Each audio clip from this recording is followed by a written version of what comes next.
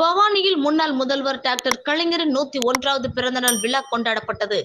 காலையில் கலைஞரின் திருவுருவப் படத்திற்கு மலர் தூவி மரியாதை செலுத்தி பொதுமக்களுக்கு இனிப்புகள் வழங்கி மதியம் சங்கமேஸ்வரர் கோவிலில் சிறப்பு அபிஷேகம் செய்யப்பட்டு பின்னர் பக்தர்களுக்கு அன்னதானம் வழங்கப்பட்டது.